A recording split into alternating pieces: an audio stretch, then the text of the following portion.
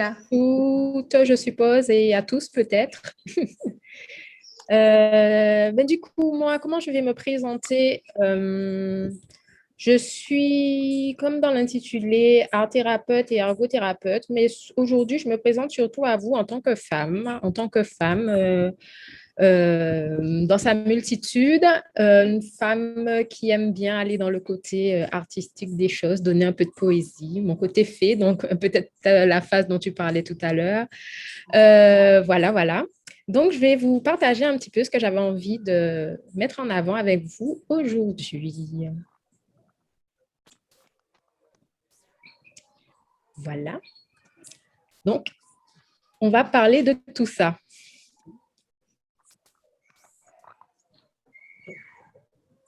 Donc,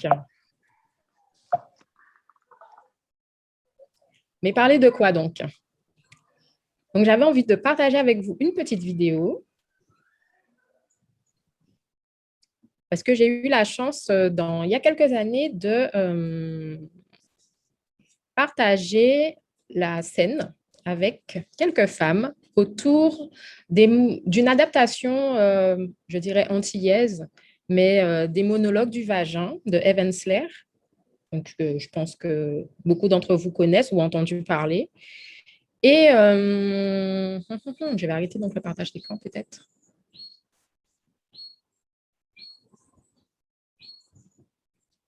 Excusez-moi, petite manipulation technique. Alors. Alexandra, s'il te faut un temps de mise en place, on peut déjà répondre à une question. Il y a une autre Alexandra qui posait la question de l'EFT. Donc, Laetitia a répondu, mais si c'est possible de compléter la réponse pendant qu'Alexandra, voilà, je m'en mêle dans les Alexandra. Donc, du coup, est-ce que tu peux compléter ta réponse, Laetitia, sur ce qu'est l'EFT et à quoi ça sert et comment ça peut être utilisé? Oui, c'est une technique en fait de libération des émotions. Et c'est en se tapotant des zones bien précises, ça permet de libérer les émotions qu'on a enfouies en nous et donc justement de se libérer aussi complètement. Voilà. Après, je ne suis pas une experte. Hein. J'en parle parce que je sais que c'est très efficace justement quand on a des troubles, des dysfonctionnements ou autres, ça peut être très efficace. Alors, si je peux compléter, l'EFT, c'est une forme d'acupression. Donc, comme tu dis, tapoter, dont l'objectif principal est de libérer les émotions négatives. Il paraît que c'est une méthode qui est, en plus d'être rapide, très, très efficace, comme tu viens de nous l'expliquer. Alexandra, es-tu prête? Je crois. Je crois. Vous allez me dire pour le son.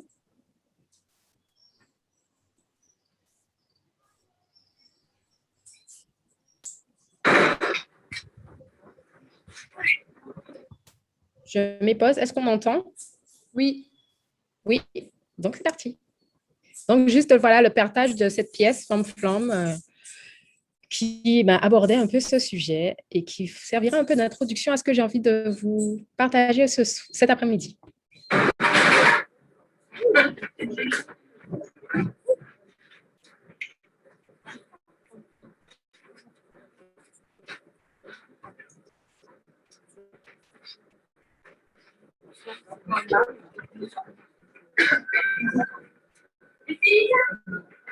L'objectif de ce séminaire est de se réconcilier avec votre prénom.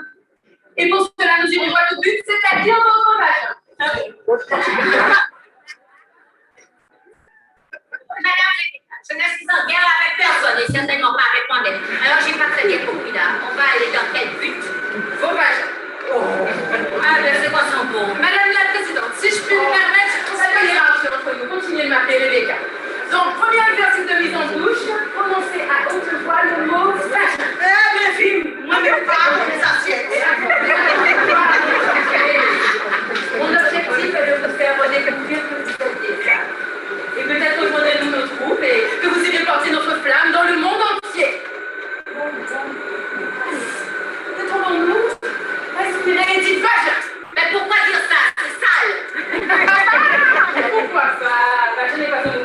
remarqué que c'est un terme médical comme main, coude, côte.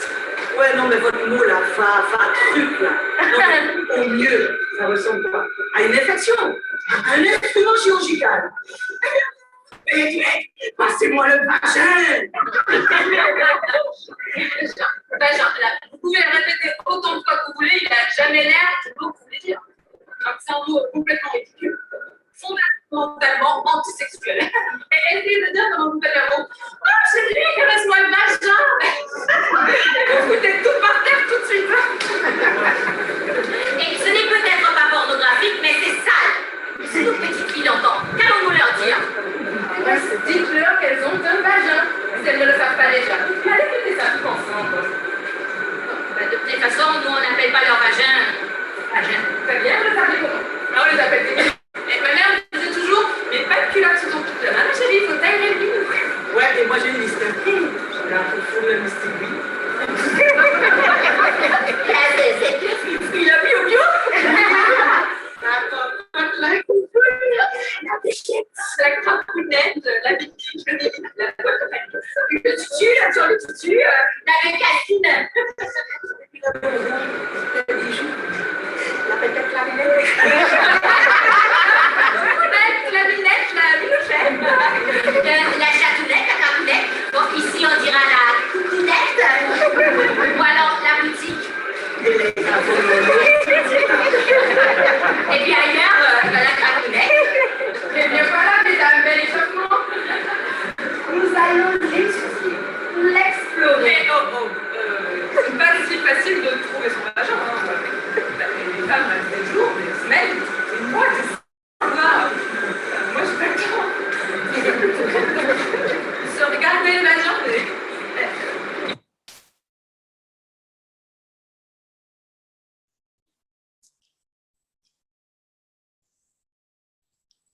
Donc, voilà ce petit extrait.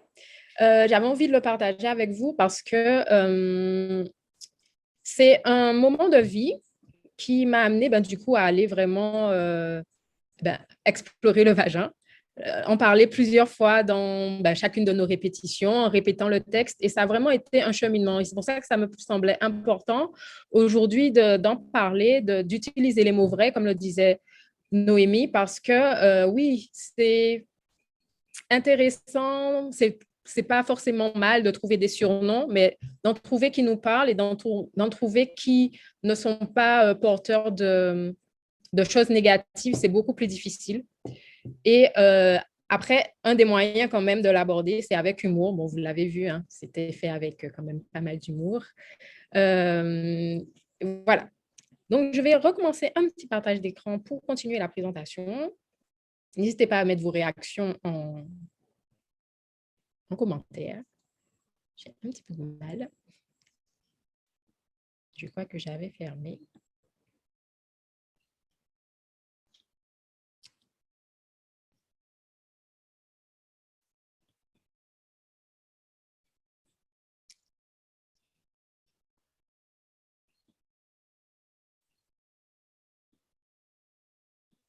Voilà.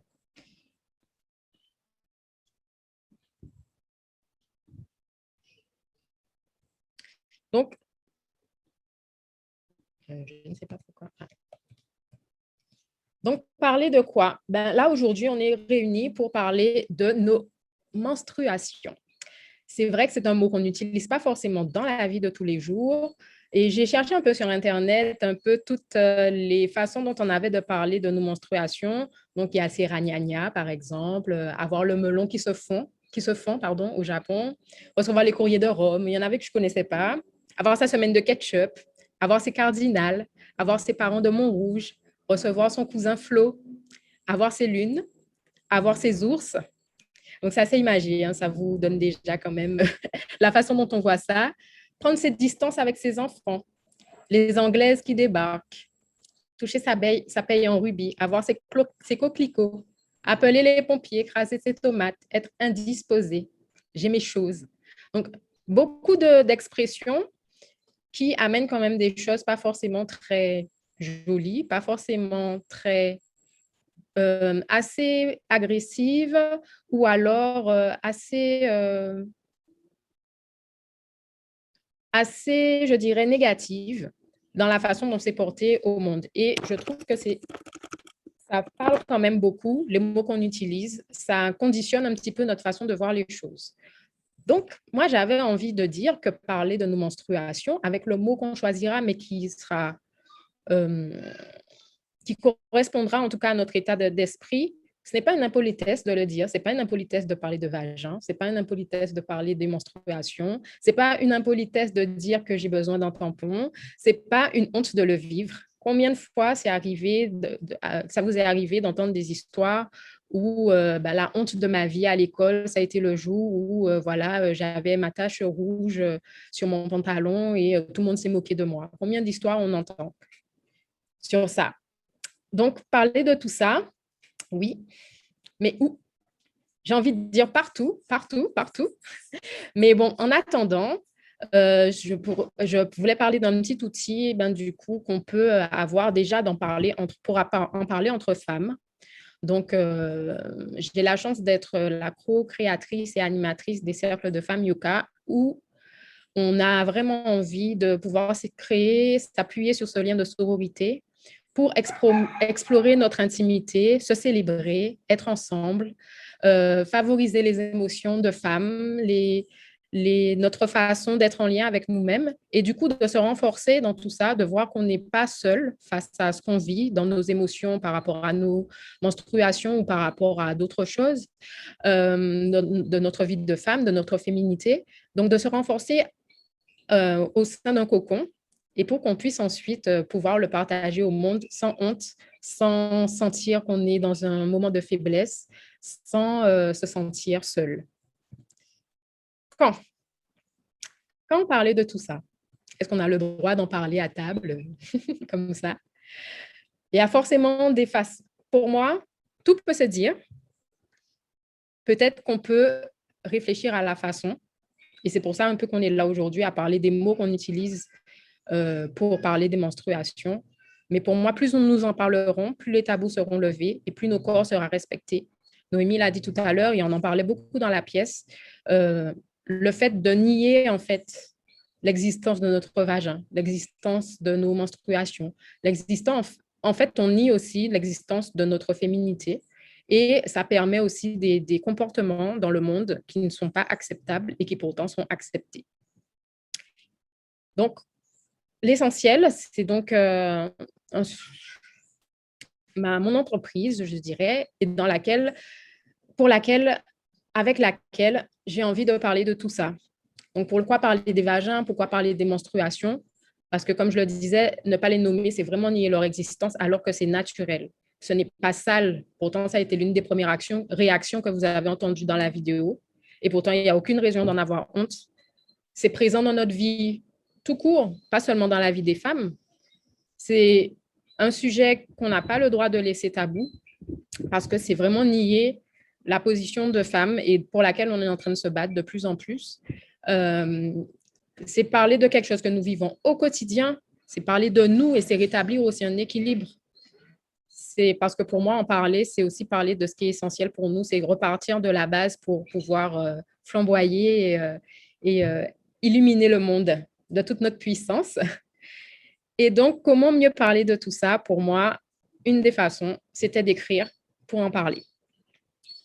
Je ne sais pas si vous avez vu tout à l'heure, pendant les présentations de Noémie et de Laetitia, il y avait ma fille qui tendait l'oreille et qui s'est même rapprochée pour écouter les présentations. Elle a 9 ans aujourd'hui, mais comme tu le disais, Laetitia, il a fallu beaucoup plus tôt parler des menstruations, parler de ce qui se passait.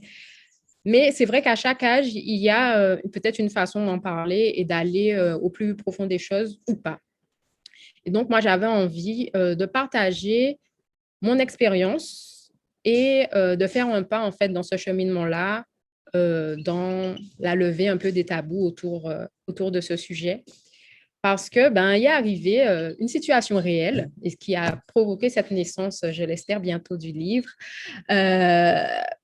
qui est en cours d'édition. Donc, une situation réelle. Donc, c'était ma fille, donc, qui avait 6 ans à cette époque et qui remarque donc une tache sur ma jupe, jaune comme le soleil.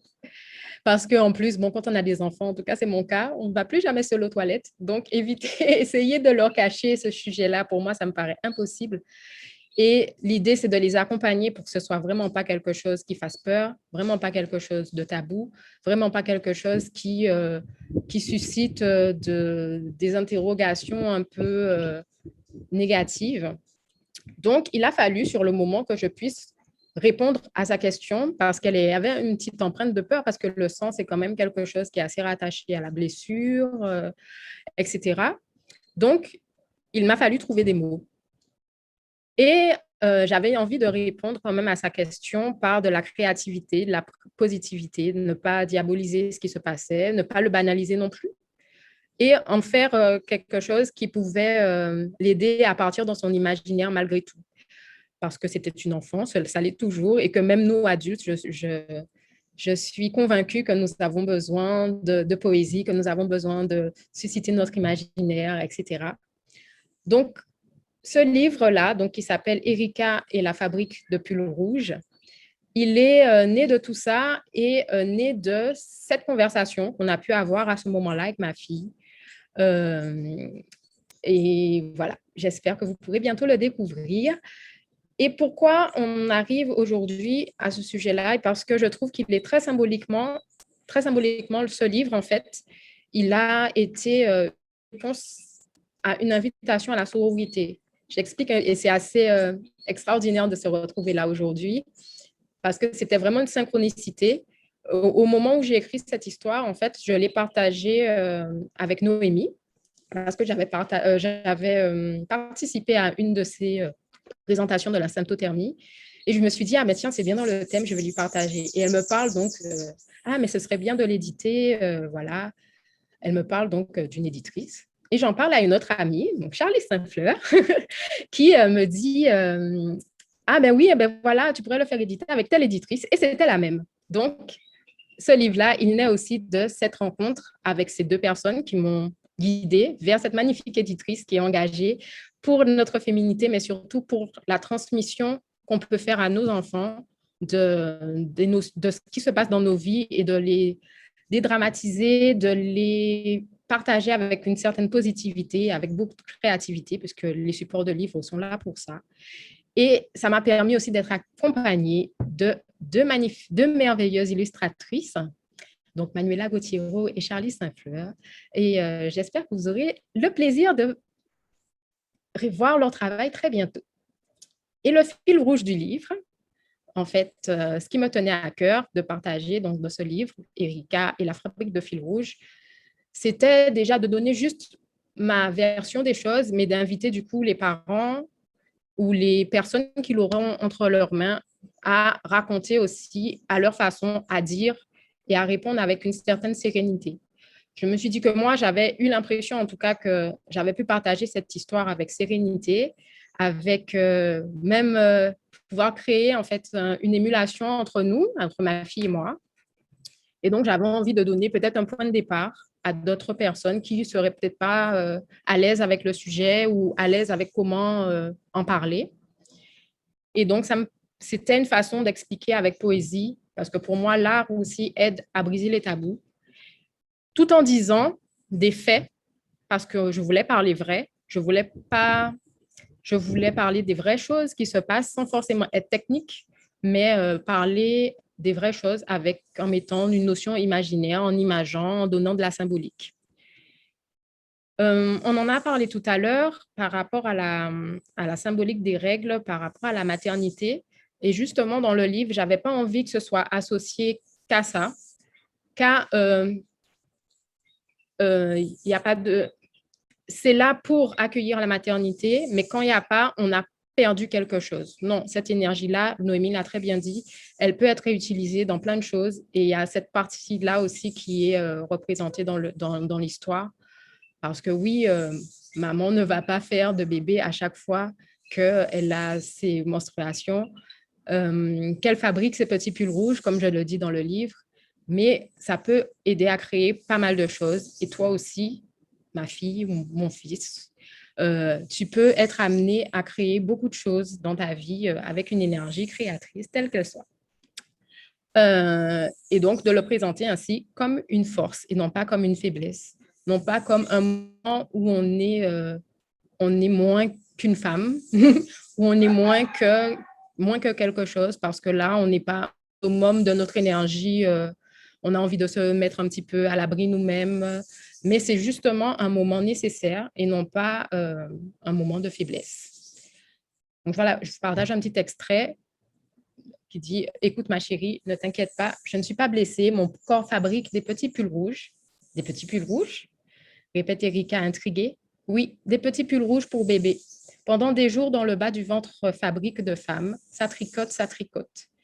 Et cette illustration, c'était aussi une manière d'illustrer notre utérus, mais de façon imagée, de pouvoir en parler avec légèreté, de pouvoir voilà, partager des données dont on ne parle pas beaucoup, mais qui existent et qui reviennent en plus très souvent. Voilà, c'était le but. Et c'est ce que j'ai envie de partager dans Erika et la fabrique de pulls rouges. Ça a envie d'être un support attractif, donc avec de magnifiques illustrations, avec quelque chose de poétique pour tout le monde, c'est-à-dire pour les hommes, pour les femmes, pour les enfants, du plus petit au plus grand, et qu'on soit un garçon ou une fille, parce que l'idée, ce serait aussi que dès le plus jeune âge, les petits garçons et les hommes puissent comprendre ce qui se passe pour être plus à l'aise avec ce qui se passe dans la vie de leur femme ou de leur fille ou de leur jeune fille, et que ben, du coup, on soit acteurs tous de cette détabouisation de ces sujets qui ont attrait à la femme. Donc, où évidemment, ben, j'ai envie de dire encore partout, dans la chambre, dans la bibliothèque, dans un atelier, à l'école, sur la plage. J'espère qu'on pourra avoir ces supports-là un peu partout, parce que le livre, pour moi, est un support magnifique qu'on peut lire, qu'on peut relire autant de fois qu'il le faut. Je ne sais pas si vous avez remarqué, avec vos enfants, vous avez lu déjà l'histoire 15 fois, et pourtant, ils vous redemandent de le lire, parce qu'à chaque fois, ils redécouvrent quelque chose de différent. À chaque fois, il entend quelque chose de différent, un message différent, où il renforce quelque chose que lui, il a créé dans son imaginaire. Et c'est pour ça que je trouve que c'est un support magnifique. Et j'espère qu'il y aura de plus en plus de livres sur les différents sujets sur lesquels il y a des tabous encore beaucoup et qu'il n'est pas facile d'aborder. Et donc, c'est, j'espère, un support qui pourrait être partagé seul, donc pour l'enfant, pour la jeune fille, pour une femme, et ou à plusieurs pour pouvoir en discuter. Et ça me tenait à cœur, du coup, de l'offrir dans toutes les langues, je l'espère un jour, mais en tout cas, pour le moment, en français et en créole, parce que c'est mes langues et que j'avais envie de leur donner toute leur plénitude dans ce sujet-là, et parce que j'avais envie d'en parler tout le temps. Et pourquoi ce livre-là? Ben parce que pour moi, il est rempli d'amour. Il est rempli de l'amour que j'avais envie de donner à ma fille à ce moment-là, d'amour à moi-même, parce que en tant que femme, j'étais heureuse de pouvoir partager ce sujet-là à ce moment-là, et au monde entier, j'espère, aux femmes et au reste du monde. Donc, mon rêve pour ce monde, c'est que les femmes puissent se réconcilier avec cette puissance intérieure, que les mères puissent en parler avec leurs filles, mais que les mères puissent en parler aussi avec leurs fils, que les femmes puissent en parler entre elles, que les femmes puissent en parler avec les hommes, que les hommes puissent aussi en parler avec leurs femmes et avec leurs enfants, que les hommes puissent en parler entre eux, mais que le monde puisse en parler avec bienveillance, avec intelligence et avec créativité. Parce que la façon dont nous parlons à nos enfants, mais aussi à nous-mêmes, devient leur petite voix intérieure et notre petite voix intérieure pour nous-mêmes. Donc, c'est important pour moi de choisir les mots qu'on va employer, la façon dont on va en parler, la bienveillance qu'on va y mettre, ou non, mais la bienveillance, je l'espère. Voilà. Merci à tous de m'avoir écouté et à tout à l'heure pour les questions.